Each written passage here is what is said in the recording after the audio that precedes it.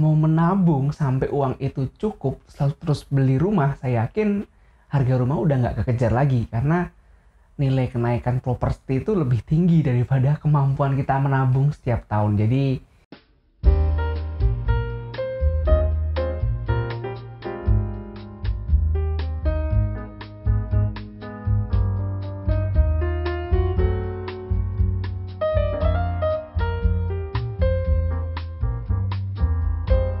halo, welcome back to my YouTube channel.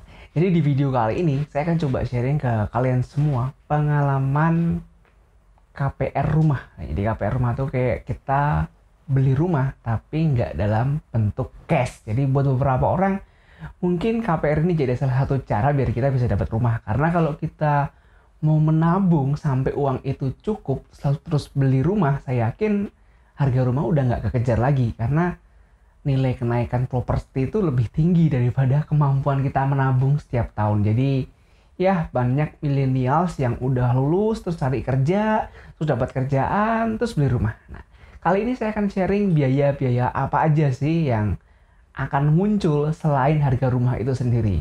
Karena ini adalah sesuatu yang baru juga. Jadi saya KPR juga udah lama sih. Ini sebenarnya adalah 1 tahun setelah KPR, tapi ada beberapa hal atau item yang ingin saya sharingkan ke kalian biar kalian kalau mau beli rumah itu juga notice hal ini ya, dalam arti kayak concern ke hal ini yang perlu kalian tanyakan ke developer, terus mungkin kalian diskusikan dengan istri atau calon istri, tapi jangan sama mantan ya, gitu.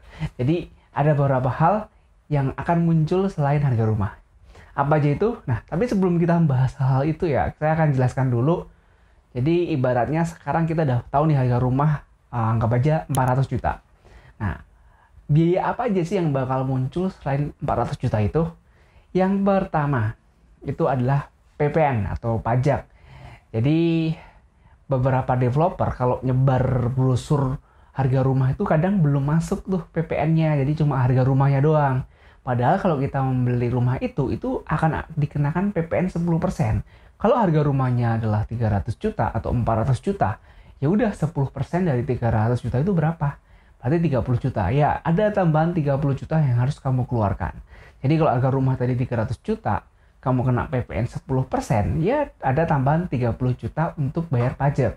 Tapi untuk saat ini, di masa pandemi kayak sekarang ini, setahu saya PPN masih gratis nih. Jadi beli rumah tuh PPN gratis atau 0% tuh sangat menguntungkan karena 1 tahun yang lalu ketika saya beli juga di masa pandemi, itu PPN masih bayar.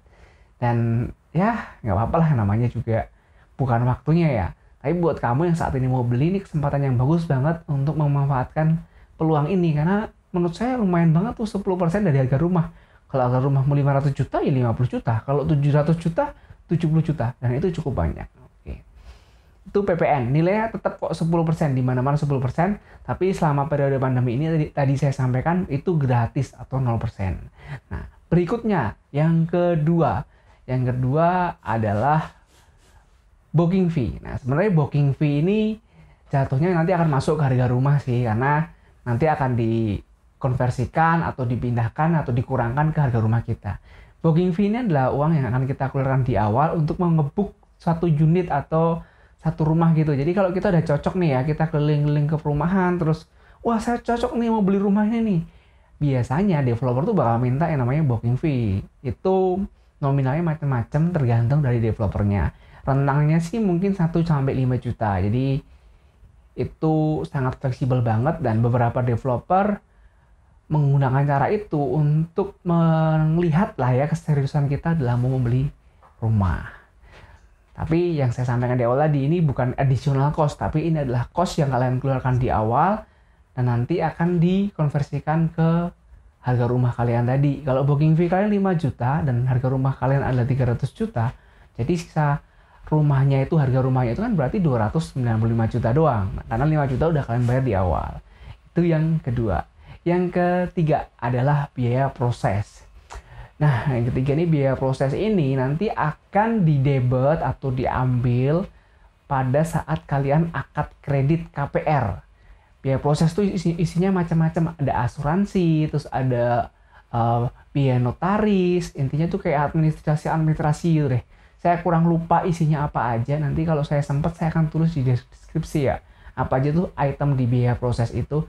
Nah, itu nanti akan ada macam-macam. Nah, nilainya sih kalau pengalaman saya kisarannya tuh nggak nyampe 10% dari harga rumah sih, tapi itu beda-beda setiap perumahan atau setiap rumah beda-beda. Mungkin kalian bisa confirm tuh atau tanya ke developer kalian, ini untuk biaya proses KPR ada nggak? Apa udah digabung nih sama harga rumah gitu.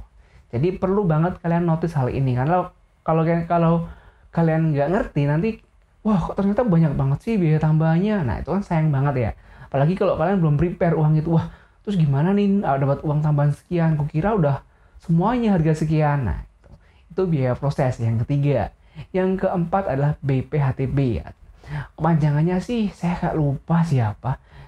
Nanti saya cari atau saya tulis di bawah ya. Jadi BPHTB itu setiap kita beli rumah tuh pasti wajib bayar itu. Nah nominalnya juga cukup gede sih. Pengalaman saya tuh sekitar nggak nyampe 10%, mungkin sekitar 5%-an lah ya, 5%. BPHTB 5% dan itu wajib dibayarkan juga pada saat kita mau beli rumah. Jadi cukup banyak kan, ada 4 hal yang harus kalian bayarkan selain harga rumah itu sendiri. Yang pertama PPN atau pajak, yang kedua adalah booking fee, yang ketiga adalah biaya proses KPR, dan yang keempat adalah BPHTB. Nah, ada 4 hal yang harus kalian tanyakan nih kalau kalian mau beli rumah. Tanyain ini udah di cover belum. Tapi jangan salah ya, beberapa perusahaan atau developer itu emang udah jadiin satu tuh semua harganya. Jadi nanti di brosurnya tuh ada note biaya ini atau harga rumah ini itu udah include PPN, udah include biaya proses, udah include BPHTB gitu, udah include semua juga ada. Tapi ada juga yang nggak diincludekan, jadi benar-benar harga rumah kotor. Nah ini penting banget untuk kalian catat, terus nanti kalian tanyakan kalau kalian mau tanya-tanya rumah. Kira-kira udah tercover belum sih hal ini? Nah kalau belum, kalian bisa tanya nih gambarannya, kira-kira nanti berapa juta nih biar saya bisa prepare uangnya. Oke, seperti itu. Jadi buat kamu yang millennials atau orang-orang yang baru lulus, baru punya gaji, terus punya keinginan beli rumah, nah ini penting banget, perlu kalian tanyain ketika cari info perumahan atau cari info rumah yang kalian mau beli, seperti itu. Kira-kira itu aja sih mungkin 4 hal. Kalau yang lain-lain saya rasa minor dan nggak begitu banyak, itu yang perlu jadi concern aja.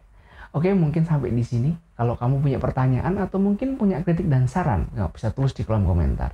Oke, thank you udah mengunjungi channel ini dan see you next time.